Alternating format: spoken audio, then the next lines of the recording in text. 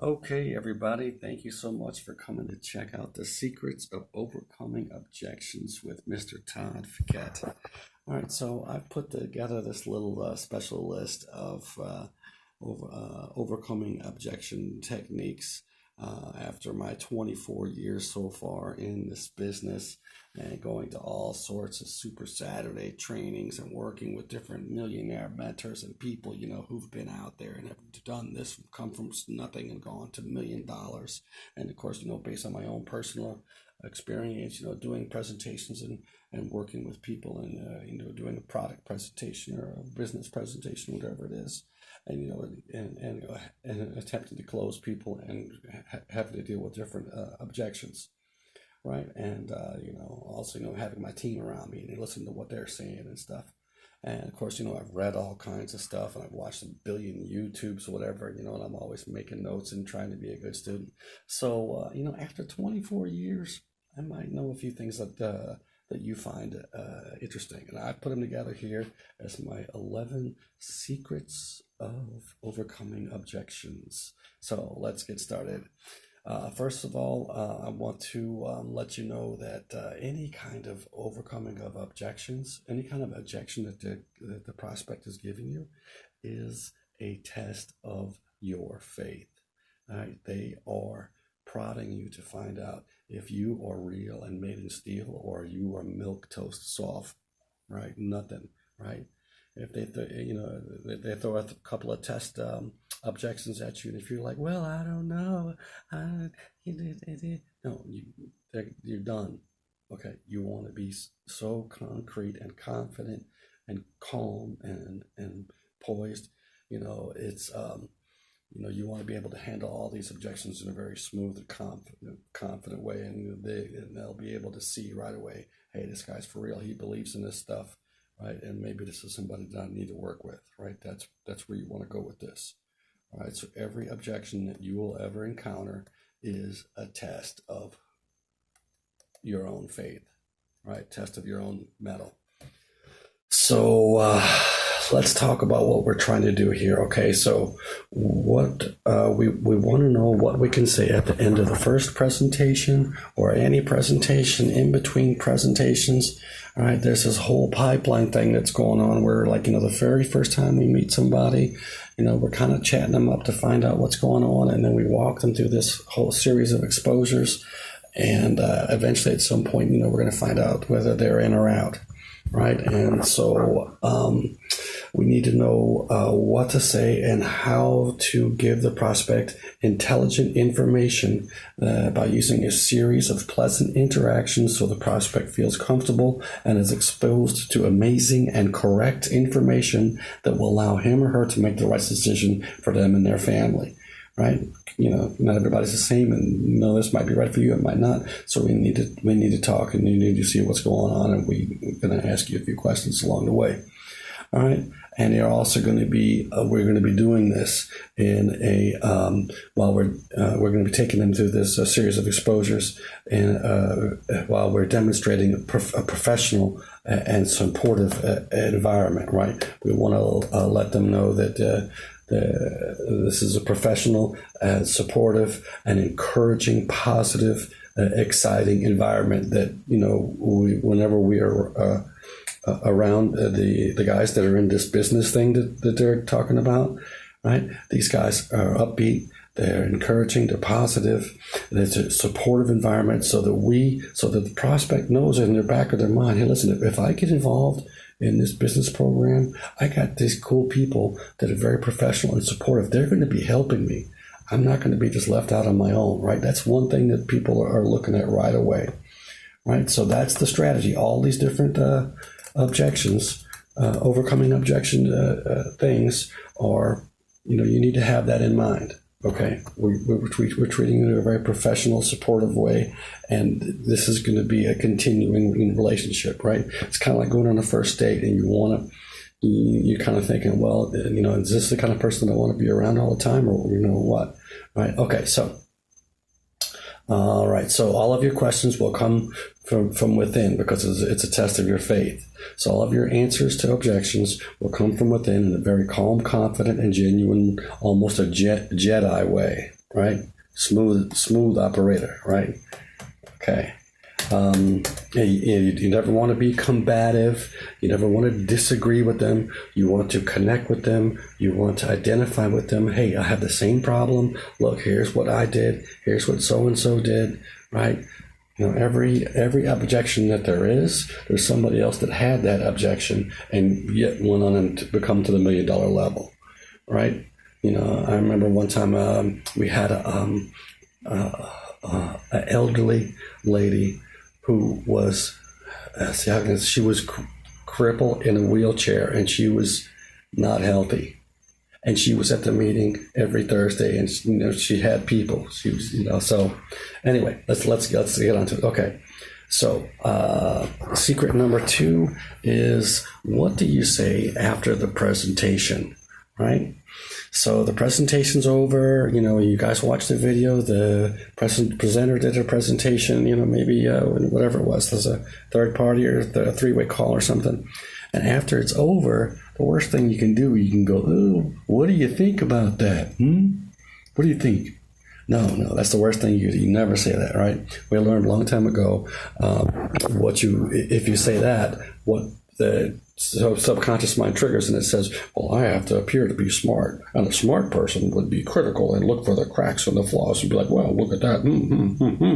Right? No, we don't want to do that, right? We want to have a positive environment. So what we're going to do is we're going to say, what did you like best about what you just saw? What did you like best? Wow, that was great. What part did you like best, right? Kind of like that. It's something just exciting really happened, and it was like, wow, which part was the best, right? And then this lets us know what part of the presentation that the guest likes best, and then we're going to expound upon that, right? This elicits the prospect to respond in a positive manner, and also lets us know what part of the business that is most exciting.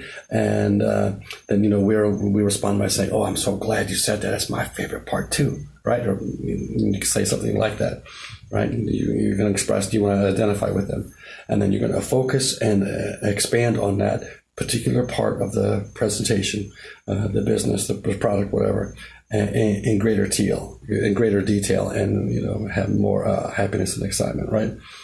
So the first move is to find out what they like and create some excitement and happiness as we expand upon that area, right? And we can next nugget of knowledge here is we can gauge the guest's interest, right? We're wondering, what did you think? And instead of saying what did you think, we can say, on a scale of 1 to 10, 1 being not at all, and 10 being I'm ready to get started right now. What are you talking about? That was an amazing presentation. Is that for real? Right? How interested are you in this opportunity? Right? From 1 to 10. And this will let us know, if they're hot or cold in a very professional way. And, if they're hot, then, we can kind of go in for the close. And if they're kind of cold, then we need to give them some more information and help them make their decision, right? And, you can use this in all different parts of your life, right? If you've got a girl, let's see. All right, so let's just move right along. We're taking way too long for all this. Okay, so this is the reality check question that also gets us moving to the closing step. But all these overcoming objections is just a way to get over the mountain and to the close, right? That's all that it is, right? So, for example, the reality check question is, based on everything that you've seen here today, if you were to start part-time, how much money would you need to earn per month to make this business worth your time? And then they'll say a number, doesn't matter. I need $2,000 a month, whatever. And then you would say, okay, how many hours per week could you realistically work the business to develop towards that monthly income? Oh, and they say, oh, well, I can work, 8 hours a week, whatever it is. Right, fine. And then you can say, okay, so how many months would you be willing to work that many hours a week to reach to grow the business until you can reach that income level? Right. And then they would say, oh, I'll work 6 months or whatever it is. And so this gives us a reality check to make sure that they're not thinking they're going to make some $1 million in, right away or whatever, right? They understand that this is a business and you have to work for a while for the business to build up to where something, you know, this allows us to kind of make sure they grasp that concept. And if they say something that's unrealistic, then we know we have to bring one of those three, or one, two, or three of those, bring those numbers down a little bit to something that's realistic, right? And also it lets us know if they're hot and they're ready to get started, then we can say, okay, great. If I can show you, then that's the close question after that. Okay, so if I can show you to make $2,000 a month working 8 hours a week and reach that level within 6 months, would you be really ready to go ahead and get started? Right? And I'm handing you the pen, right? Okay, so there you go. All right, next golden secret nugget of overcoming objections. I call this one the anti-revolving door. All right, so one of the things that happens sometimes in the presentation, the closing, you know, after the presentation, is sometimes as prospects, they'll start throwing out objection after objection after, you know, and it's like, what's going on? You know, some of these things they're saying don't even seem like they're really making sense. And so what happens is it's a defense mechanism where they're kind of scared that they don't want to be put in the corner where they're going to be asked the question, let's get started. Do you want to get started or not? Are you in or out, right? So they're trying to stall as much as possible with this revolving door of stupid questions and objections, right? So the question to kill that is, where are we? Okay, if there was a way to work out whatever your objection is you just said, right? So they just whatever they just gave you another objection. Well, I don't have the money, right? Okay, if there was a way for us to work together to overcome this objection, you don't have enough money. We can work together and find a way to get the money to get you started to your satisfaction.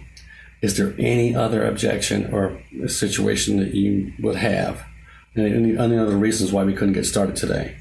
Any other objections that we have to talk about? If we can take care of this, is there any other reason why we can't get started? And that sets it up to where you knock that objection out, and it sets you up for, okay, now we are ready to get started today, which is where you want to be. Okay? And so let's move right along.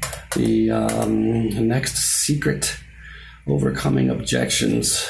This one is really powerful. It's almost just kind of, anyway, so this goes to Mr. Dave Savula. This guy made a lot of money. Anyway, Dave Savula's round room. No matter what objection the prospect gives you, you say, I'm sure glad you said that. Our business is designed for people who have that problem. For example, prospect says, then like he would go through all different kinds of examples of, I don't have the time, I don't have the money, different things. And then near the end, he would say, the objection is, I'm not interested. And he would say, I'm sure glad you said that. Our business is designed for people who are not interested. Everybody starts laughing, right? What? And then he would say, yes. And then he would draw on the overhead projector, two little happy faces, right? And one says, here's me, I'm interested. And here's you, frowny face, I'm not interested, right? I come down here to you, draws a little arrow from one to the next. And he says, I work with you, not interested. And we're going to get basically he's getting his list. He's getting everybody he knows. He's going through his phone. He's getting a list of everybody he knows and their contact information, right? Hundreds of people. And then he says, and then I'm going to go work all of your contacts. And then, of course, somebody like Dave Savula, he's probably closing them right and left, right? And then so what happens is he's closing these people and signing them up, and then the money is showing up in the other guy's account who's not interested, right? He signed him up, but he said, you're not interested, you're not going to do anything. Okay, great, bye. And then he got all this contact list, and he worked it, and then he's closing these people, and then this guy's starting to see checks come in or direct deposit. And he's like, what's all this money? I got $1,000. Oh my God, what is this? Dave, what's going on? He says, well, I signed up your mom. I signed up your dad. I signed up your dog, right? And he's like, what? And then so all of a sudden, the little frowny face turns with a big smile. And he says, and now you're interested and we're going to work together, right?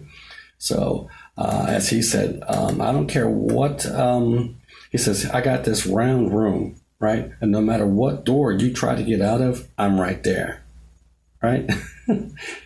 and you know, he said, hey, let's just get out there and have fun, right? This is another example of how we're just having fun, right? You got to make your environment fun when you're with the guest or when you're with your teammates. You're always just having fun and joking, but you know, you're yet professional, right?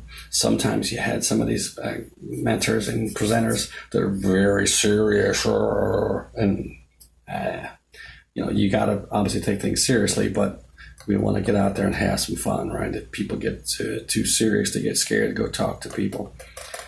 Okay, the next nugget, overcoming objection, is the Ted Dracos question. He used to always use this. He used this on me, right? That's why I remember it, right? I was really skeptical, and I was one of these guys that was like 6, 7 exposures before I finally made a decision.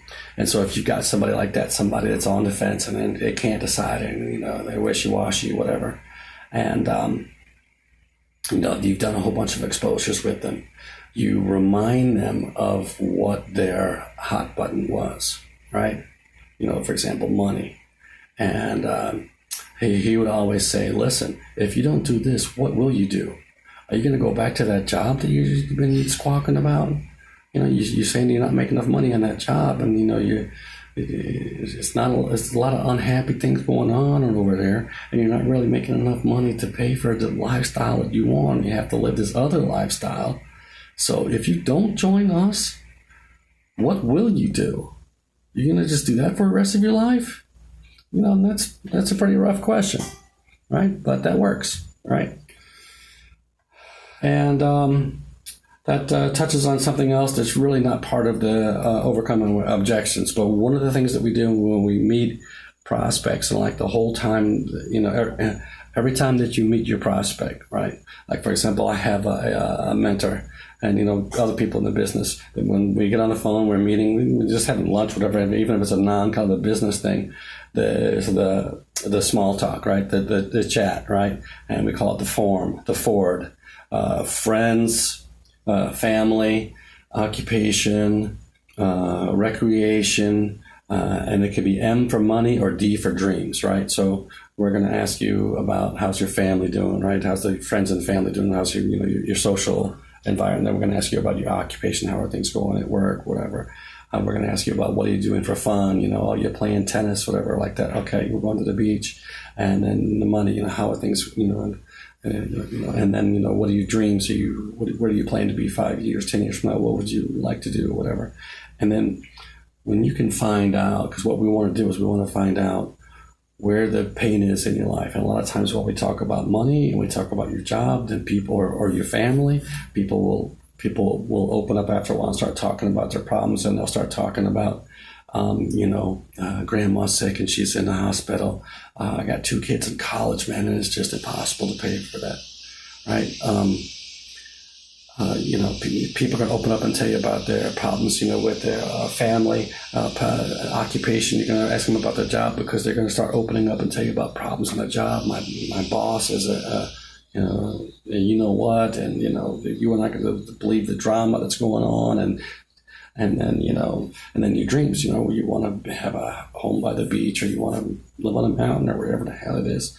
And so what happens is while we're going through this pipeline process and doing all these different little exposures, we're going to be reminding you, hey, if you don't do this, you're going to go back to that. What about your dreams? Right? Here's another good bonus question for you right now is, all